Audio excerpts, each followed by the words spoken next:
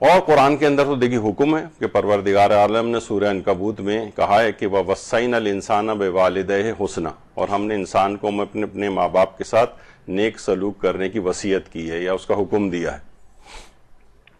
تو اللہ کا قرآن کے اندر حکم بھی ہے، تو پروردگار عالم نے خود ہی حکم دے دیا ہے اس کا. اچھا اب دیکھیے انبیاء کرام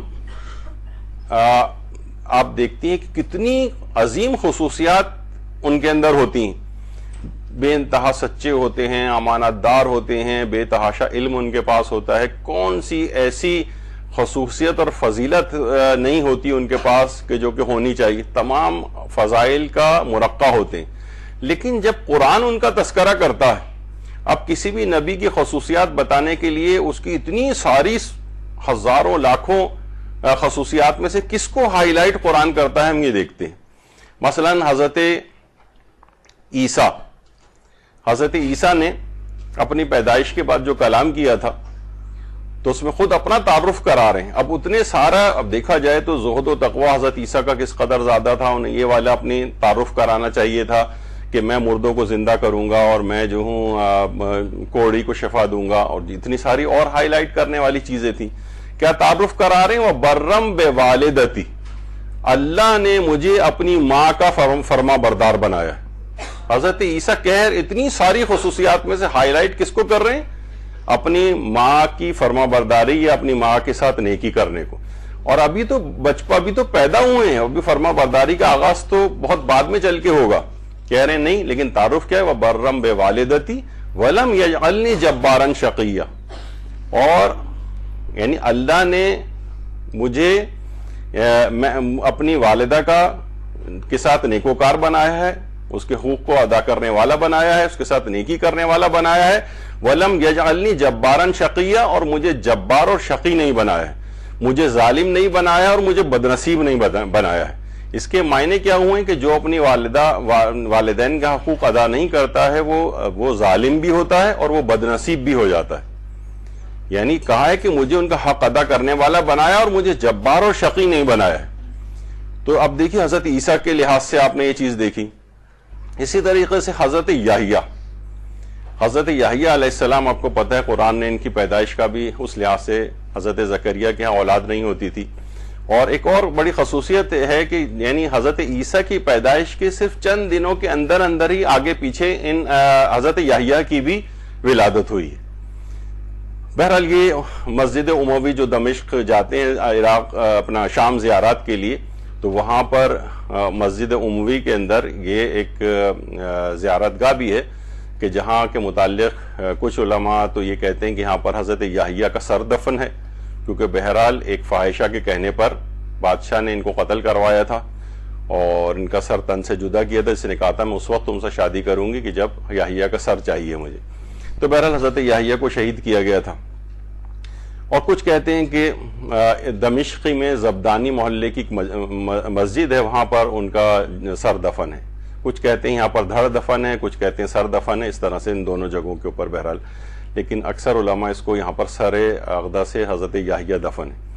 اچھا جب ان کا بھی تعارف قرآن نے کرایا تو کیا کرایا؟ وہ برم بے والدہ، حضرت یحییٰ یعنی ہائی لائٹ کس کو کیا کہ حضرت یحییٰ اپنے والدین کے حق کو ادا کرنے والے تھے، ان کے ساتھ نیکی کرنے والے تھے. وَلَمْ يَكُنْ جَبَّارًا عَصِيًّا، اور وہ جبار اور نافرمان نہیں تھے.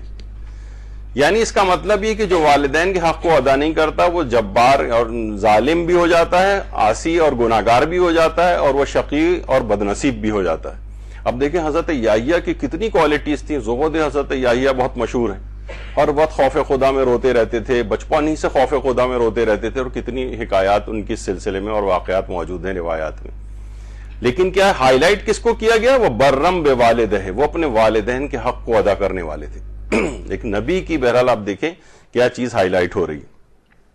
حضرت اسماعیل علیہ السلام کو آپ دیکھیں، یہ جو ہجر اسماعیل ہے، گول دیوار، اس کے نیچے کہیں حضرت اسماعیل بھی دفن ہے، حضرت ہاجرہ بھی دفن ہے، حضرت اسماعیل کی بیٹیاں بھی یہیں دفن ہیں. خانہ کعبہ کی صحنی میں ہجر اسماعیل، اسی وجہ سے اس کو کہا جاتا ہے. حضرت اسماعیل جب بھی خانہ کعبہ میں گزرتے تھے اور مقام ابراہیم کے پاس سے جاتے تھے، اپنے والد حضرت ابراہیم سے اس قدر شدید محبت کرتے تھے، اس قدر شدید محبت کرتے تھے کہ وہ ہمیشہ جب بھی یہاں سے گزرتے تھے اندر ہی حضرت ابراہیم علیہ السلام کے قدموں کے نشانات ہیں. اس جو سنہری رنگ کا شوکیس رکھا ہوا ہے خانہ کعبہ میں، جس کے پیچھے 2 رکعت نماز پڑھی جاتی ہے عمرے اور حج میں، اس میں یہ حضرت ابراہیم کے قدموں کے نشانات ہیں. وہ جب اس وقت تو خیر اس کے پر شوکیس نہیں رکھا ہوا تھا، بس وہ پتھر تھا اور کھلا ہوا تھا. یہ تو حضرت اسماعیل جب بھی کبھی وہاں سے گزرتے تھے ممکن ہی نہیں تھا کہ وہاں سے گزریں اور اپنے باپ کے ان قدموں کے نشانات کو بوسہ نہ دیتے ہوئے جائیں.